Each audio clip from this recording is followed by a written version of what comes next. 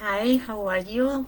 You soon are in another place, in another time, in another city, in another country.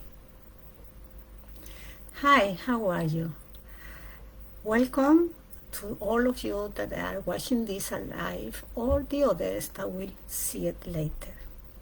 The technology had brought us so many wonderful gifts and also other things. But it's not the technology that is the one we have to blame, but the use that we do of the technology, right? I am so delighted that because of that, I am sitting here at my home in Norway in the afternoon, evening almost, and you are maybe in another country, in another city, in another place. But we are connected not only through the video, but also energetically. Well, thank you very much.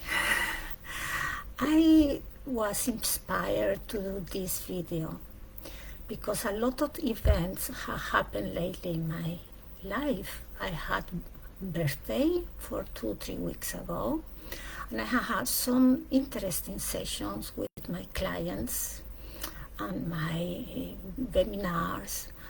And then I also like to give because I know that the law of correspondence, as above, as below, as I give and as I receive, and is very important to remember. So since I feel so much gratitude, I want to give a little bit. So thank you very much if you want to listen. And I hope that I can inspire a little bit just sharing my thoughts this evening. Okay, the title that I have put is The Path Towards Self. What is self? The true self. What is true self? Because that is where the problem starts, I think. Is so much confusion. We listen that a lot. And there is so many things, again, in the technology, so many courses, so many young people, so many programs that today, even better with all the AI that we can just do it. I go to my webinar and I promise you that you will get millionaire. No matter how much titles you have, no matter if you don't have any knowledge, you do this and this and this, and then I promise you heaven. Isn't it? But is it so easy? So what is the true self? What do I mean with that? I had to start from the beginning, so let's see if we can agree, or maybe agree to disagree. I think that is something that everybody will be close counting and not discussing, is that every single human being wants to be happy, is pursuing happiness, joy in their lives. Maybe they put other words or definitions. I want to be successful, or I want to be loved, or I want to have a family, or I want to get rich or famous. Or we can put a lot of titles in it. But why do we want what we want? At the bottom line is because we want to have a good life, and good life is to be happy, to be joyful. And we think that if we get this and this and that, then we will be that. Let's put it, for example, in success. I want to be successful. What is for you success? And how do you achieve that? And then many coaches, many influencers, many therapists, many people like me are here and telling you what you should do to get successful. But do you know what you really want? Well, it will give you the feeling to be successful. And then they are bombarding you, telling you on top of that that you have to get goals, you have to believe that you you deserve it, that you are worth it, you have to get the discipline, you have to get up and do this and this and that. And then, yes, I want to. And it comes 3 days and you don't do it. Or if you do it and you get it there and you get success after you had imagined it, then what?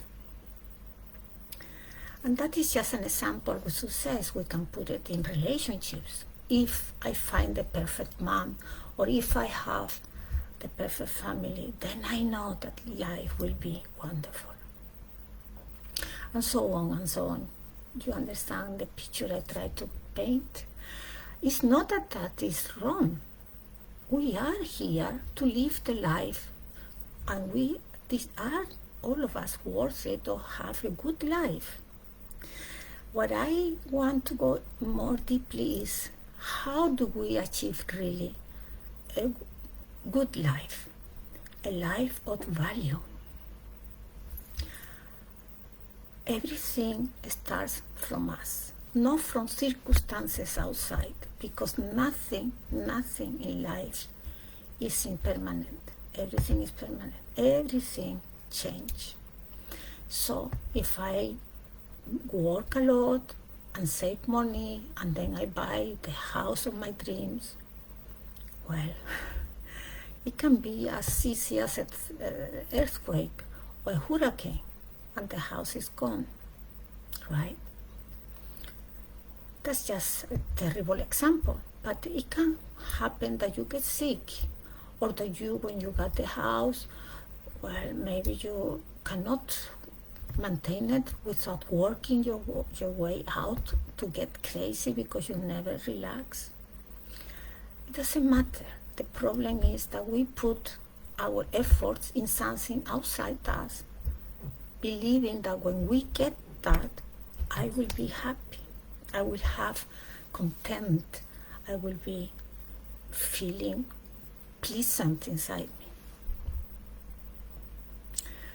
What about if we do it the other way around? We start from the end to get to the beginning. What about if we work with our self-esteem?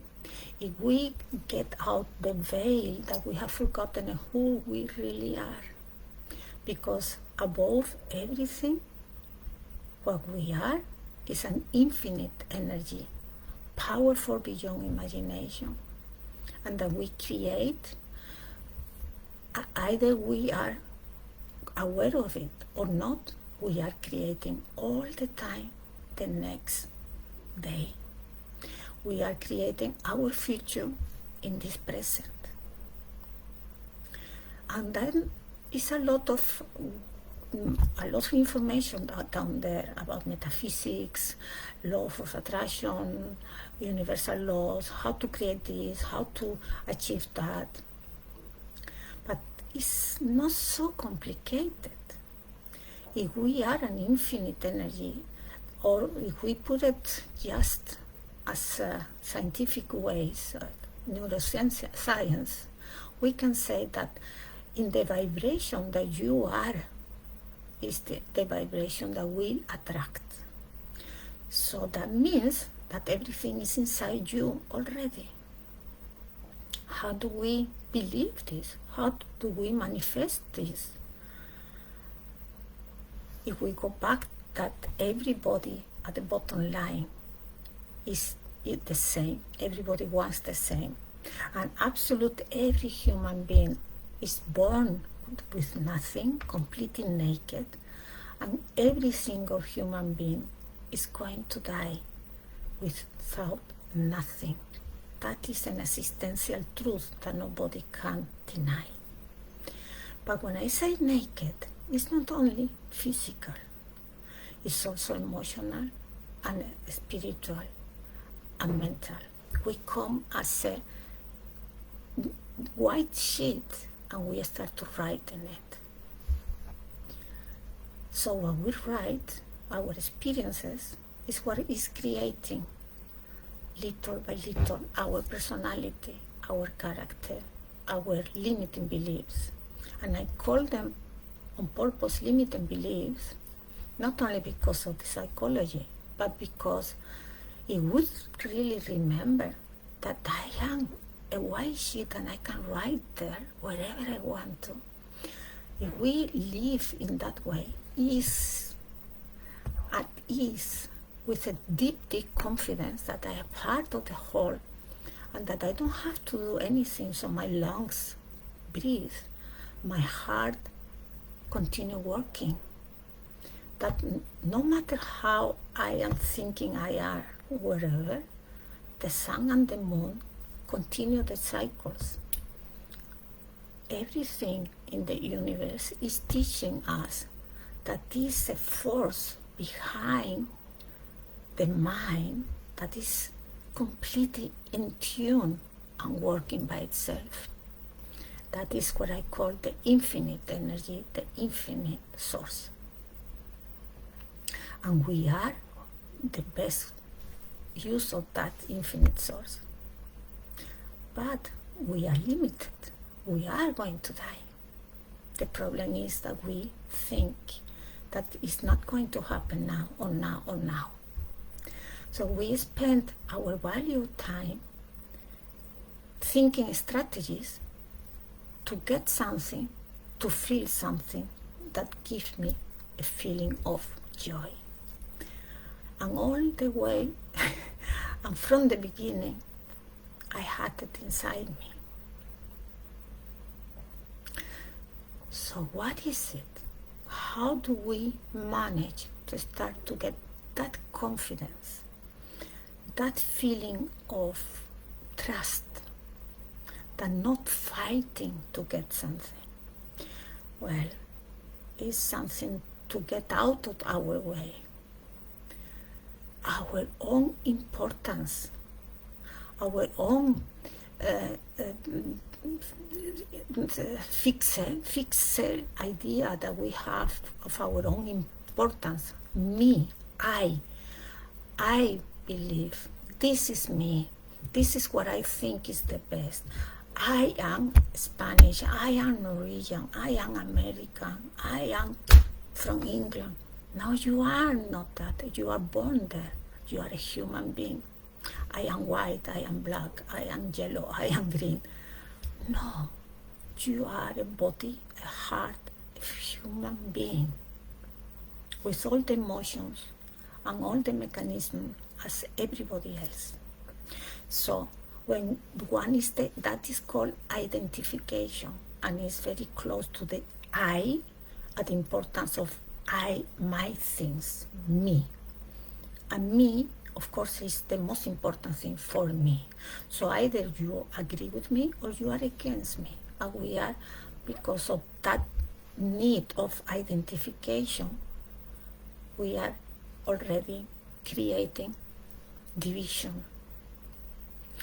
And because we know deep, deep inside, we have like a sixth sense, right? Something above all this logical mind as the five senses we have. We all know that it's something else. It's, I don't know, but it's like a witness inside me that is watching all this, right? I'm aiming for the truth. So we know in that sense that this is not enough. This cannot be it. And then we are looking for a risk. And because we need, the first need that every human being has is to belong, because alone, that is another false security we have. I can manage alone. If I am Democrat, or if I am Republican, or if I am Communist, or if I have this, or I have that as the belonging, then I create stability. But what we are creating is division. But because we know that at a deep level, we have to get control and we have to fight for it. And then, like I said before, either you agree with me or you are against me.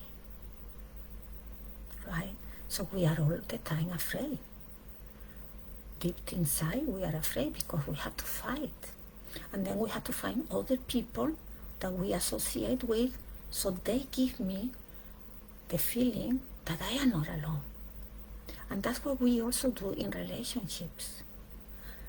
And then, I have found my perfect partner. And it comes 2, 3, 4, 5, 6 years, maybe if you are lucky. And then the other person starts with the insecurities, exactly as you. So we call it, I thought that you were another one. I love you if you give me what I need. And that's not love, that is need. That is dependency. Love is the essence of every creation. Behind of everything is love. So authentic love, what we really, all of us, are looking for is the feeling of I love you just because you are. And because I love you, I want you to be happy. Not because I love you, make me happy. But listen, when you feel that you are not enough inside, when you have a lack of self-esteem, of the auto-esteem, self-value, self-love, that's what I started with, then you are always looking at outside yourself. So we have to start to remember who we really are, our true self. The best way to do it is to start from a very low level. You know what you don't want some other person to do against you. So don't do it. That is very basic value. Never do something that you will never like somebody else do to you. Are we bad people when we talk behind backs of another person? I don't think so. But we are ignorant. So ignorance is the root to all suffering, I will say. Because on ignorance, we are seeking. And when we are seeking, we have expectations. And when we have expectations, we will get disappointed. And when we get disappointed, we get insecure. And when we're insecure, then we get arrogant. You know? And the more arrogant you are, the more that again you don't get what you are looking for. And then we protect ourselves. Then we shut down. And then we blame the other one. Wherever, the boss, your partner, the society, the circumstances, the illness, the death of somebody close to. And all the time, that was not yours. That was just an illusion that you had created. I don't know if I am making sense for you, but back to how do we start to give us self-value? Very low. I don't judge. I don't criticize. I don't do something that I don't want anybody else to do to me. That is very easy, a very basic form of love, right? Almost superviveance, to survive. And then when you do that, you can go a little bit higher. I can be generous. I can start to give a little bit of what I have. And it doesn't have to start to start to donate or to do a lot of things. It can be just small things according to your capacity, how long you have come in your knowledge of yourself. It's easier to smile, but you can smile and you can be very kind or very nice, but inside you, what is it that you are really thinking and feeling? Or what is it that you are expecting the other one to do or to give you back? Because if you do something, let's say It happened to me this morning. I was on the city, and then it was the bus chauffeur. It was a new woman, and I didn't know her. I didn't see her before. So when I came, I said, "Hi, hello, nice meeting you. I had not seen you before." And she didn't even look back to me. I could have, maybe, if my intention to say that was to get something from her, maybe attention, maybe kindness, maybe a smile, a recognition, I would have taken it personally, and I would have thought, for a woman, so bitter. But I didn't do that, because I did it from my heart, because I really thought it was very nice to see her. I don't judge exactly that situation, because I don't know what is the circumstances. Maybe she is very insecure. Maybe she is not used to that and gets shy. Or maybe she doesn't like to talk to somebody else because she is going through something. But I don't take it personally. She is not doing it to me. She is doing what she is capable of. Okay? So when I went out, I said, "Have a very nice day." And I didn't got any response. But I do what I feel that is good for the whole. So that is the second level. Start to do little bit details and things, but be very aware what is your intention behind. It's just to be liked, or to get better attention, or better service, or do you do it genuinely because you think that that is the way to treat each other? If this is really true, when the other person doesn't give you the same, you won't take it personally. You will open your heart and send even more kindness.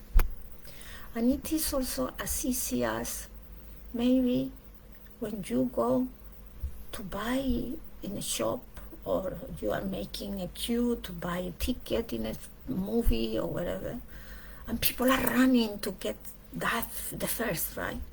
Maybe just relax, or let it happen. Don't rush to get the best seat.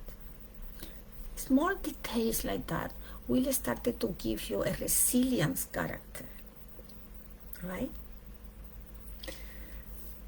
Things like that, and you are in the second level, generosity. And then the third one, I touched it very much when I talked about this sample with the bus driver, is compassion. Don't judge, because you don't know what you would have done if you had had the same circumstances as that person. I always try to put myself in the shoes of the other one. Who am I to tell how the other should react so I can feel better? All those things are important because it gives you resilience, but it also gives you the feeling of peace. Peace is very close to patience. Be patient before you react. And again, if you are very, very well educated, you are civilized, maybe you don't shout, maybe you don't impose your opinion, but inside you, you have already a judgmental attitude. That's not what I mean with patience. Not reacting, sorry. I mean patience to give you a pause mentally, what I'm thinking, what I am attaining in my thoughts, and then you see your emotion, and then you are patient with yourself, and you treat that emotion with love, and you ask, what is it that is making you react like that? And you have that kind of attitude towards your inner child, your reactions, and you breathe in, you give you time, and in that way, you give you a pause to maybe choose another way.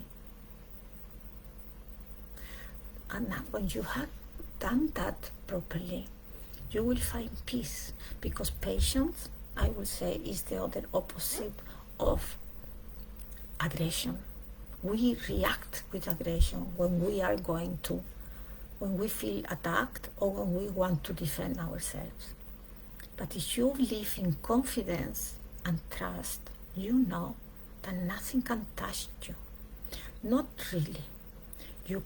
People can be injustice with you.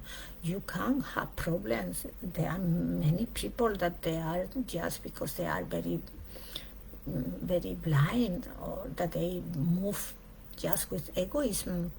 You can be deceived. Yes, all that is true.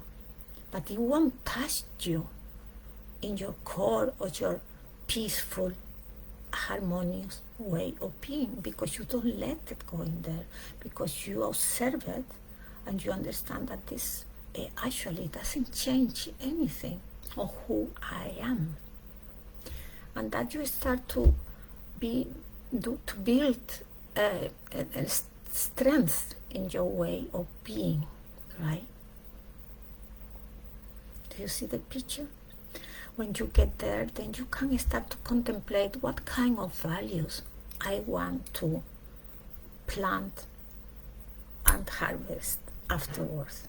Because as above, as below, remember, law of correspondence.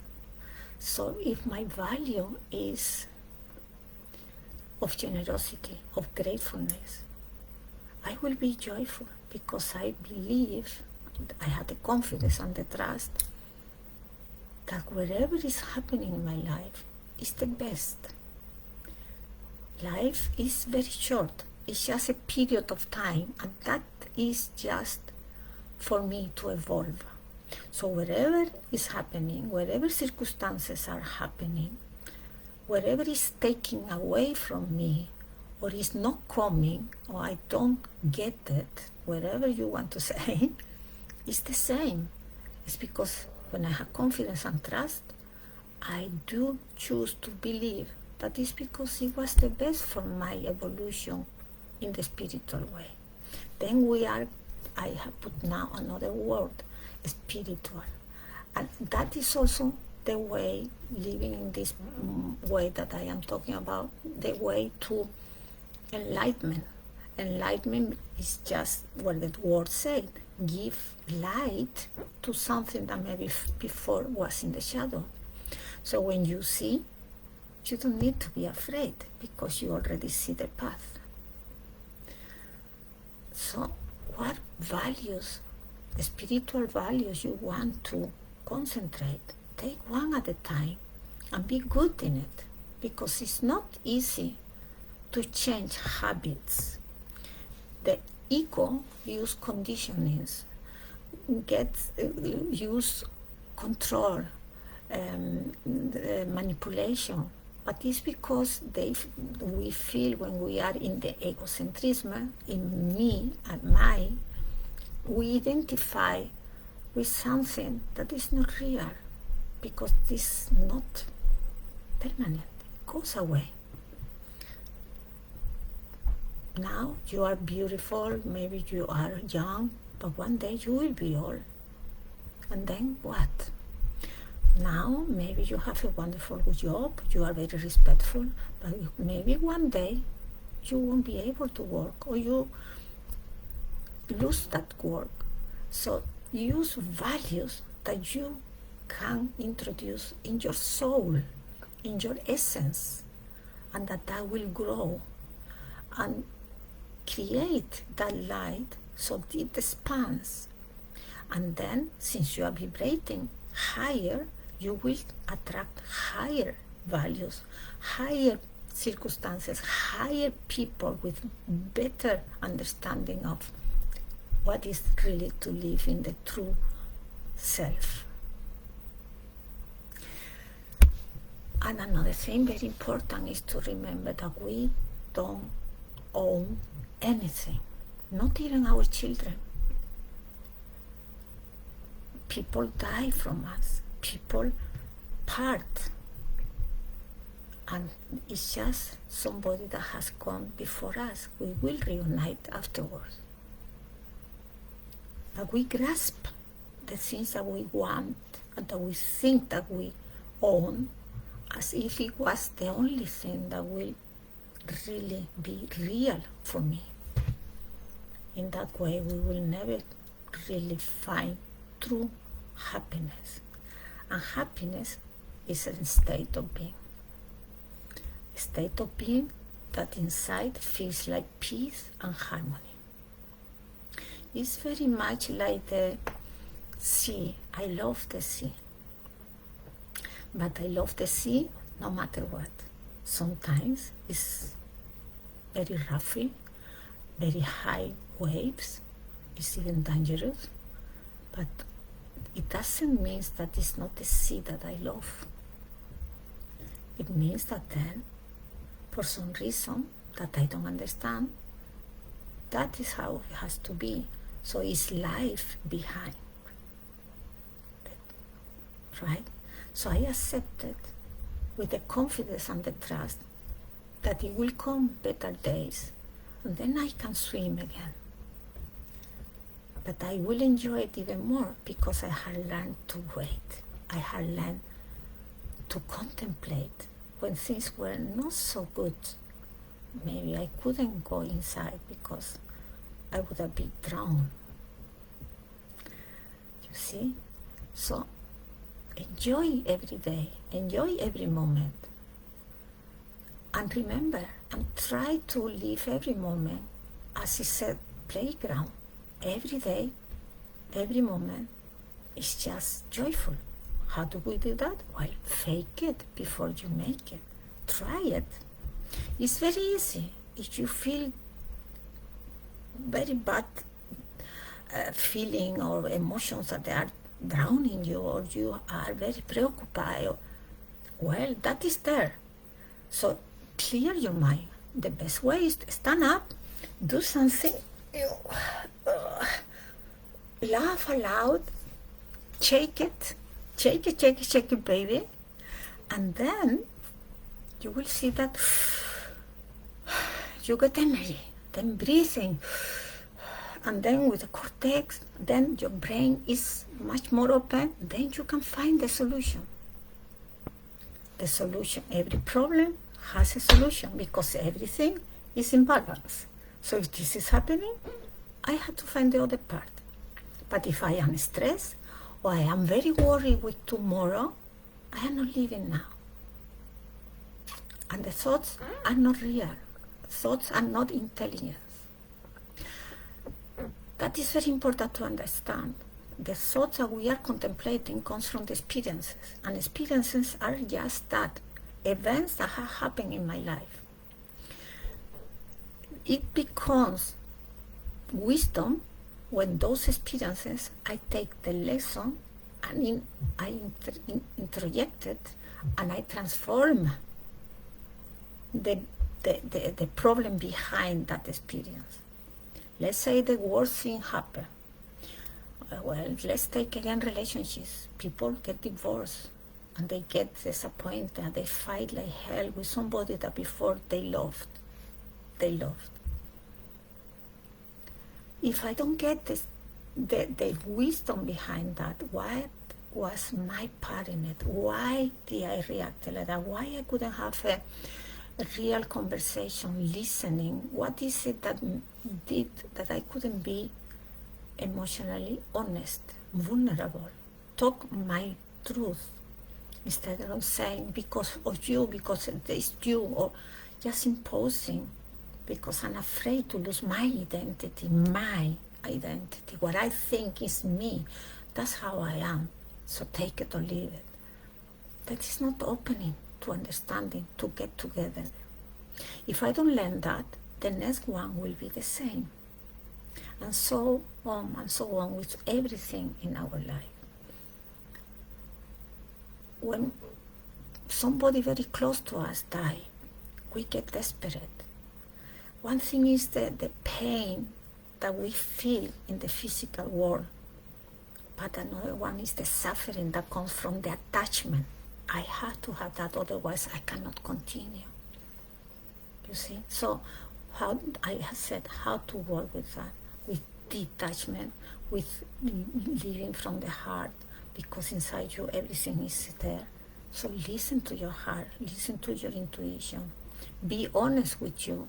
Be honest and go deep in your emotion. Why I'm feeling what I'm feeling, why I am like this. And little by little. And be very careful what you let come into your life. In the media, as friends, what kind of things you contemplate when you have time to enjoy? Are you drinking? Are you just dancing? Everything is okay. What is not okay is the use that you do at those things. So start little by little in your level, but have very clear that I just know that I am, but I don't know who I am. The only thing I know is that I don't know anything. Don't see separation from the whole, because then it's an illusion.